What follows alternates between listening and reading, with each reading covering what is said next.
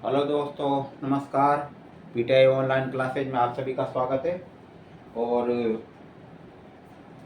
आज हमारा जो टॉपिक रहेगा वह रहेगा न्यूटन की गति का तीसरा नियम या गति का तीसरा नियम। इसको क्रिया और प्रतिक्रिया का नियम भी कहते हैं। तो इससे पहले हमने पहला दूसरा जो नियम थे उनका अध्ययन किया। तो न्यूटन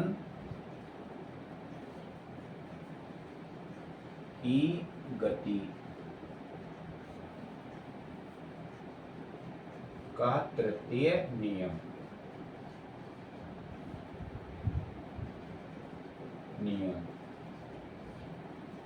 सामान्यतः इसको गति का तीसरा नियम भी कहते हैं।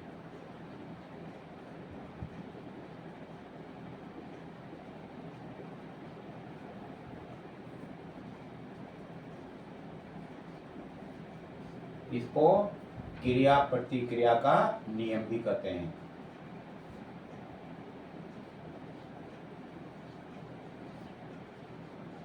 क्रिया प्रतिक्रिया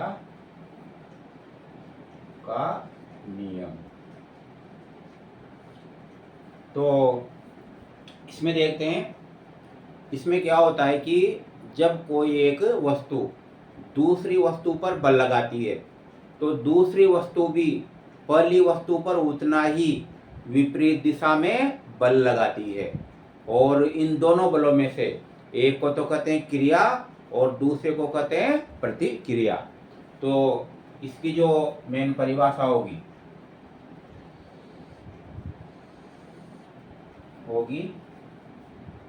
जब एक वस्तु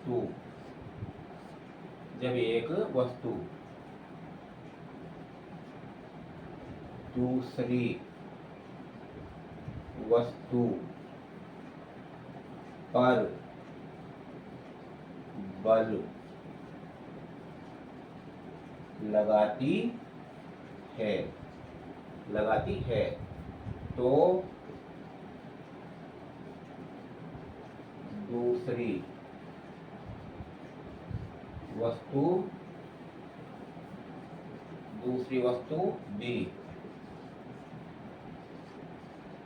बल लगाती है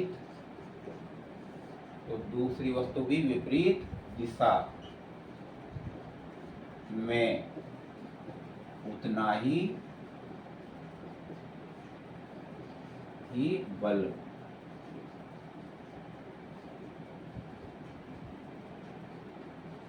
लगाती है। तो देखिए इस परिभाषा में, जब एक वस्तु दूसरी वस्तु पर बल लगाती है तो दूसरी वस्तु भी विपरीत दिशा में उतना ही बल लगाती है। तो इसमें क्या होता है, एक वस्तु जब दूसरी वस्तु पर बल लगाती है तो दूसरी वस्तु भी उस पहले वाली वस्तु पर उतना ही बल लगाएगी और किस ओर लगाएगी, विपरीत दिशा में। इसमें शब्द आ रहा है विपरीत दिशा में बल लगाती है। इसमें इसका मतलब ये हुआ कि दो बल कार्य कर रहे हैं। यहाँ पर दो बल, एक तो पहली वस्तु पर, एक दूसरी वस्तु पर। लेकिन जो दूसरी वस्तु का जो बल है वो पहली वाले पर क्या लगता है, विपरीत दिशा में बल लगता है। तो इन दोनों बलों में से एक को तो कहते हैं क्रिया और एक को कहते हैं प्रतिक्रिया। इन दोनों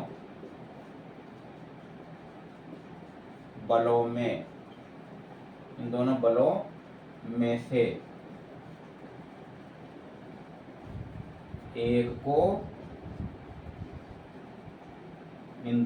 से एक को क्रिया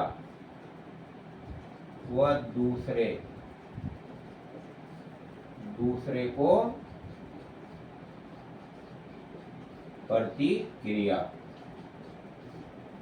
को प्रतिक्रिया कहते हैं। और ज्यादातर हम देखते हैं प्रकृति में ये सामान्यतः लागू होता है नियम कि अगर कोई भी एक वस्तु क्रिया कर रही है तो उसकी क्या होगी, दूसरी क्या होगी, विपरीत प्रतिक्रिया होती है। तो इसमें जो मुख्य उदाहरण है, जैसे इसको समझ सकते हैं अपन सामान्यतः, जैसे ये एक वस्तु है और ये दूसरी वस्तु, इस पर ये एक बल लग रहा है F1, इसका जो बल लग रहा है इस पर यानी इस पर, लेकिन ये वस्तु भी क्या करेगी, फिर इस पर बल लगाएगी उतना ही, अर्थात F2। ये तो F1 ये हो गया, यानी पहली वस्तु जो है ये पहली वस्तु नंबर 1 और ये दूसरी वस्तु। तो पहली जो वस्तु है वह दूसरी वस्तु पर बल लगा रही है, लेकिन जो दूसरी जो वस्तु है वह भी क्या है, पहले वाली वस्तु पर क्या है, विपरीत दिशा में। देख लो ये मतलब विपरीत हो गया, तो विपरीत दिशा में उतना ही बल लगाती है। तो सामान्यतः ये जो लगाएगी बल, इसका होगा क्रिया कहलाएगी, और ये जो लगाएगी ये क्या होगा, प्रतिक्रिया। प्रतिक्रिया। इस प्रकार से ये नियम लागू होता है कि यानी जब एक वस्तु दूसरी वस्तु पर, ये एक वस्तु है दूसरी वस्तु पर बल लगा रही है, तो फिर दूसरी वस्तु भी विपरीत दिशा में देगी, विपरीत आ गया, विपरीत दिशा में उतना ही बल लगाती है। और इन दोनों बलों में से एक को तो कहते हैं क्रिया और दूसरे को क्या कहते हैं, प्रतिक्रिया। इस प्रकार से ये नियम है। और इसके जो उदाहरण सामान्यतः दैनिक जीवन में बहुत सारे देखने को मिलते हैं, जैसे कि उदाहरण के रूप में तैरते समय, इसका यहाँ लिखते हैं उदाहरण।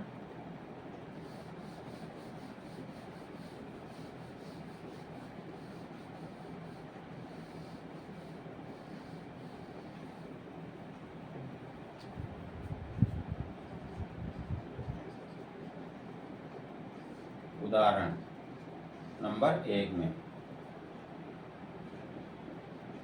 तैरते समय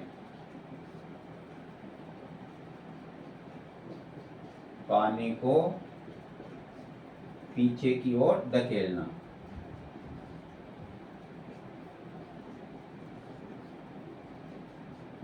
पीछे की ओर धकेलना।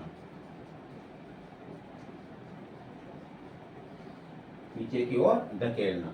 तो जब हम तैरते हैं तो क्या है, इस टाइप से यूं करते हैं पानी को, तो पानी क्या है, पीछे की तरफ धकेला जाता है। तो हम जैसे हाथ यूं बढ़ाते हैं तो ये क्या हुई, क्रिया हुई, और इसी की क्या होगी, फिर प्रतिक्रिया होगी, तो अपना शरीर आगे बढ़ेगा। यानी जैसे पानी को अपन इस टाइप से खींच रहे हैं तो अपना शरीर आगे बढ़ेगा। तो पानी को खींचना क्या हुई, क्रिया, और जब अपना शरीर आगे बढ़ता है तो उसके पास क्या होगी, प्रतिक्रिया होगी।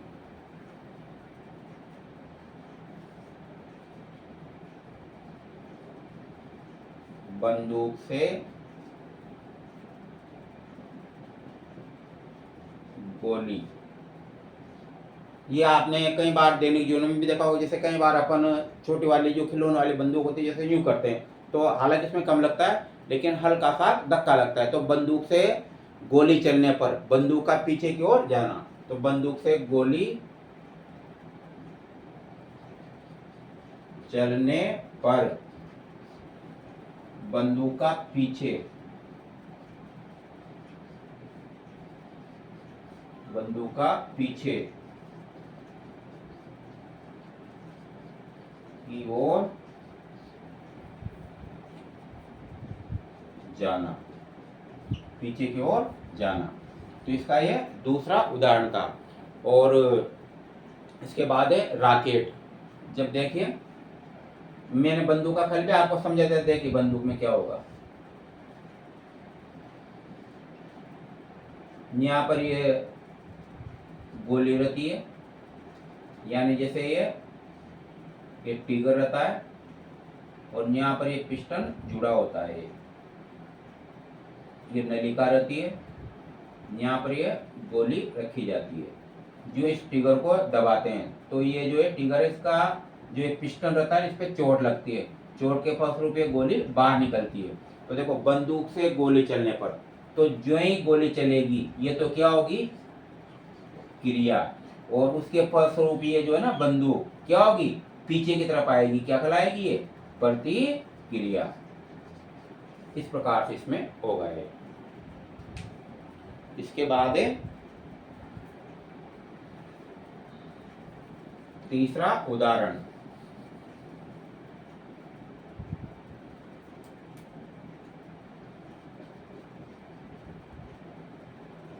रॉकेट, रॉकेट या रॉकेट, रॉकेट का आगे की ओर चलना व धुएं का पीछे की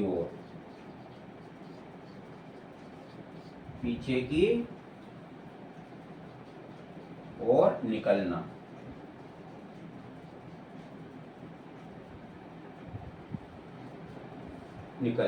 ये भी आपने दैनिक जीवन में देखा होगा। सामान्यतः जैसे दीपावली के समय या बड़ा रॉकेट जो होता है उसमें तो होती है क्रिया, लेकिन छोटे रॉकेट के तौर पे आपने देखा होगा, जैसे उदाहरण के रूप में छोटा या बड़ा करके समझाते हैं, जैसे रॉकेट है।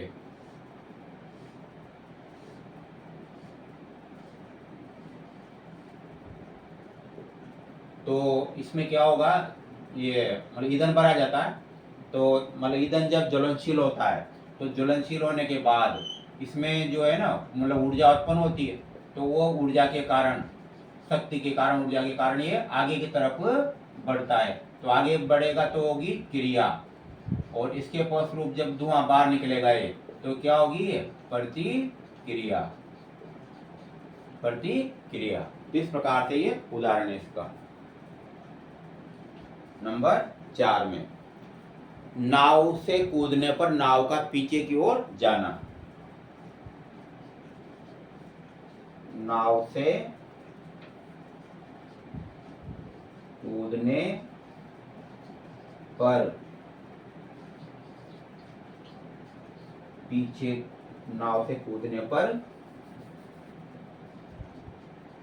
नाव का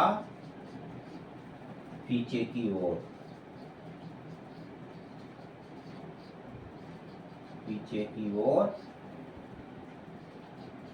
जाना। नाव का पीछे की ओर जाना, इसका भी देख सकते हैं। सामान्यतः देखिए, जैसे ये नदी का किनारा है, ये पानी भरा हुआ है और ये नाव है।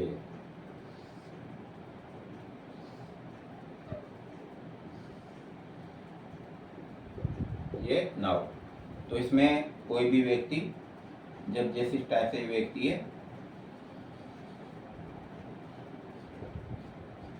जब ये व्यक्ति आगे का पैर, जैसे आगे वाला पैर जो समतल पर मतलब यहाँ रखेगा, और यानी यहाँ से पहला रखेगा फिर दूसरा रखेगा, तो नाव पीछे की ओर जाएगी। तो जो व्यक्ति यहाँ पर जैसे इस समतल पर, यानी नाव तो पानी में, लेकिन यहाँ से कूदेगा तो क्या होगी, क्रिया। और नाव जब पीछे की ओर जाएगी, ये क्या होगी, प्रतिक्रिया। इस प्रकार से दैनिक जीवन में उदाहरण थे। तो न्यूटन की गति के तीनों नियमों का हमने अध्ययन किया।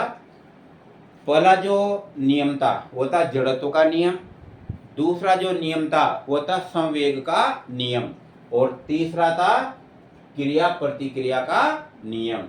इस प्रकार से इन जो नियम है न्यूटन के, उसमें से भी क्वेश्चन आते हैं पीटीआई के एग्जाम में, या जो मानो जैसे रीट का जो एग्जाम होता है उसमें भी आते हैं। यानी ये जो कुछ चीज़ें तो ऐसी है जो कॉमन रहती है, चाहे आप पीटीआई की हो या फिर रीट का एग्जाम हो, उसमें बहुत सारी जो साइंस की है, एनाटॉमी की, कोशिका की, कई चीज़ें जो कॉमन हो है, और मैंने उसी को बेसिक आधार पर इसका अध्ययन कराया है।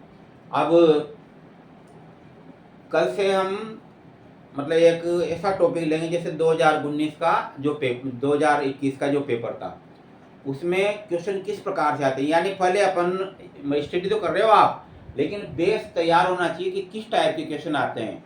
अपन को पता लगना चाहिए कि क्वेश्चन किस प्रकार से आएंगे, कहाँ से आते हैं, किस टाइप के क्वेश्चन बनते हैं वो।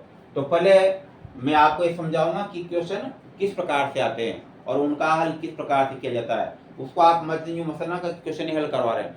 एक क्वेश्चन का जब हल करवाता है टीचर, तो उसमें कई सारे है ना क्वेश्चन बनते हैं, और कई सारी जो है ना चीज़ें क्लियर हो जाती है। तो उसको आप, मैं जो क्वेश्चन का हल कराऊंगा उसमें यानी कि उसी प्रश्न फोकस रहेगा, उस क्वेश्चन में से और कौन कौन से टाइप के क्वेश्चन बन सकते हैं उसका हम कल अध्ययन करेंगे।